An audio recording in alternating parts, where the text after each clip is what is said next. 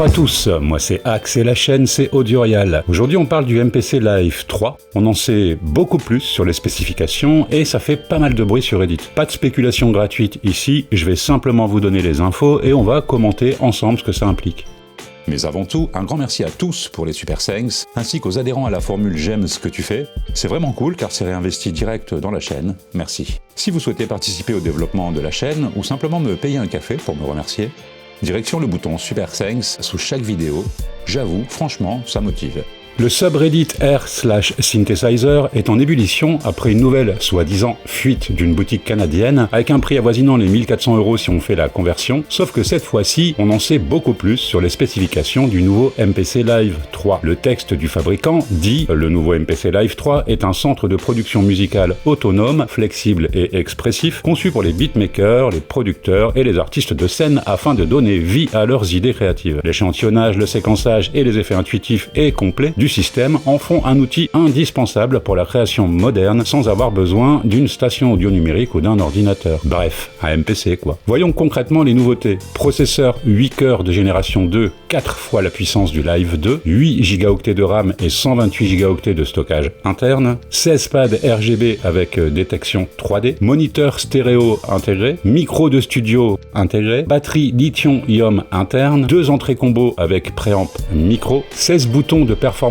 RGB, step sec, automation, effet, mute, contrôle à bande tactile assignable, écran 7 pouces vibrant, USB-C pour DAW, iOS, Android, jusqu'à 24 canaux, 8 sorties CV Gate, Wi-Fi, Bluetooth, Ableton Link. En gros, la philosophie reste la même, un MPC autonome, mais clairement beaucoup plus musclé. Je n'ai pas trouvé de photos de meilleure qualité, mais on note de nouveaux boutons en haut de l'interface. Il s'agit d'un séquenceur APA, dont voici le texte au-dessous. Ce sont des raccourcis. Drum sec, note sec, step sec, note length, last step, automation, clip launch, roll launch, track select, track mute, track solo, project, next sec, chord prog, double ou double et edit action. Pour terminer avec l'interface, on trouve maintenant un contrôle à bande tactile paramétrable. Alors on apprécie le geste, mais honnêtement, j'aurais préféré une vraie molette de modulation. C'est trop imprécis ce genre de bande tactile. Dites-moi en commentaire si vous aussi vous galérez avec les bandes tactiles ou si au contraire vous trouvez ça plus pratique. Alors que penser de cette nouvelle version? Le gap de puissance est énorme, fini la frustration quand on empile plugins et effets. Les pads 3D c'est sans doute du MPE, j'espère qu'on pourra compter sur la durabilité vu que c'est une nouvelle technologie manifestement. Le micro intégré, ok,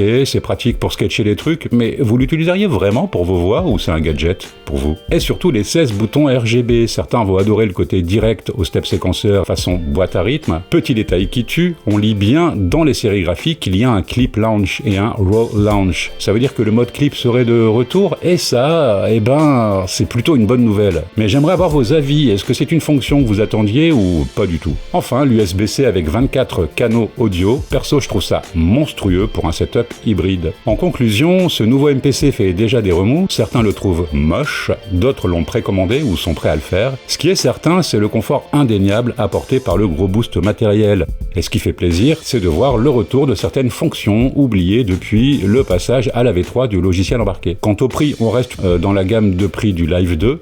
Franchement, je suis chaud d'avoir votre avis sur ce nouveau MPC Live 3 en commentaire. Voilà, on a fait le tour de ce qui a fuité autour du MPC Live 3. Tout ça reste non officiel pour l'instant, mais la fuite est complète et bien détaillée, donc difficile d'imaginer que ça soit faux. Au passage, ce mime tout claqué m'a bien fait rigoler, j'avoue. Avant de vous laisser, je viens de terminer la réalisation d'un mini doc sur ce producteur de légende. Assurez-vous d'activer toutes les notifications pour ne pas louper la sortie. Comme d'hab, j'espère que vous avez passé un bon moment.